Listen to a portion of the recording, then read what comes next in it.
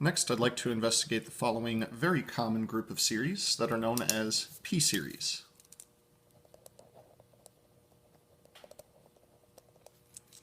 For what values of p does the series summation from n equals 1 to infinity of 1 over n to the p converge? These are referred to as p-series. P stands for power, but we don't call them power series. That's something that we save for later on.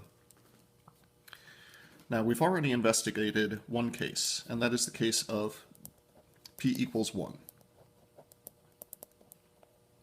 In the event that we have p equals 1, we have the harmonic series.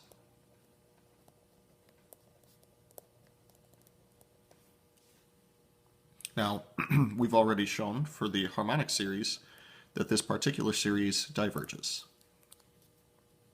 So what I'd like to do is break this up into two other cases. P is greater than 1 and p is less than 1. So with that in mind, if p is not equal to 1, we can apply the integral test. We could do it in the other case as well, but there's a very special integral for this that doesn't involve the power rule.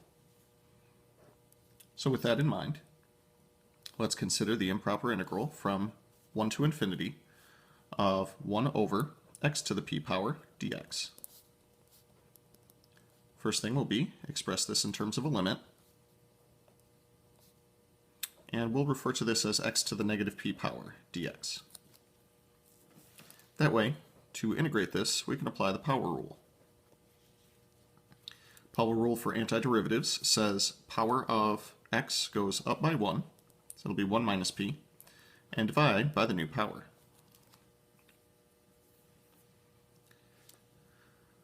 We will also need to plug in our limits of integration and take the limit as t goes to infinity.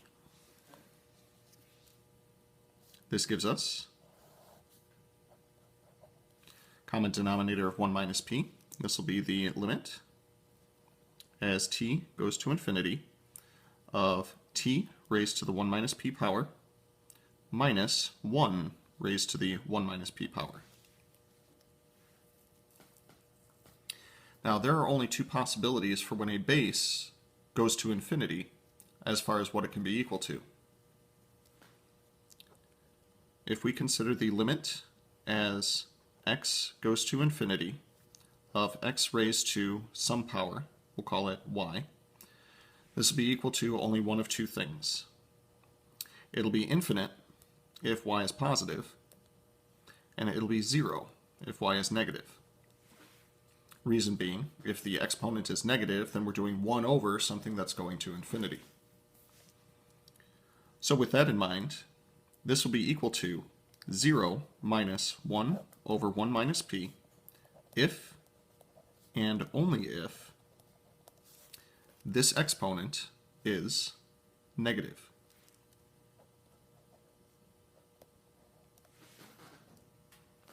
Using a little bit of algebra, we can solve this for p and say that p is going to have to be greater than 1.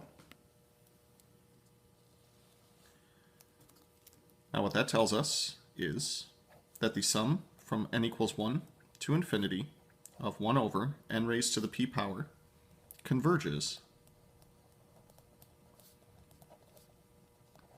if and only if p is greater than 1.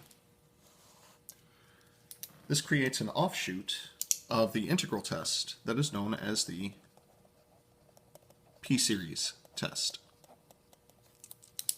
And it is incredibly helpful as a tool to quickly discover whether things will be convergent or divergent if they take the form of a p-series. For example, the sum from n equals 1 to infinity of 1 over n squared. This would be considered a p-series with p equals 2. 2 is greater than 1, so this one converges. If we were to consider the sum from n equals 1 to infinity of, let's do the square root of n divided by n to the 7/5 power. This would require us to do a little bit more algebra. This is n to the 1/2 power over n to the 7/5 power. I am allowed to subtract those exponents. This would be 0.5 and this would be 1.4. 0.5 minus 1.4 would be the negative 0.9 power. Expressed as a p-series, this would be 1 over n to the 0.9 power. This is now a p-series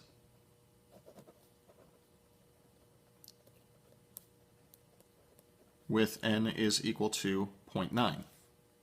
0.9 is less than 1, so you are allowed to draw the conclusion that this thing diverges.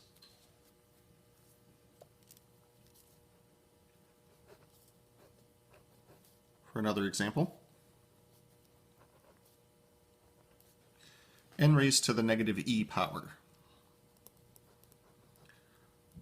Applying a property of exponents, this is expressible as 1 over n raised to the e power. So this is a p-series with p equals e, which is about 2.718 or so. Because that number is greater than 1, you can draw the conclusion that this thing converges. This is going to be incredibly handy anytime you have something that simply looks like 1 over n raised to a power.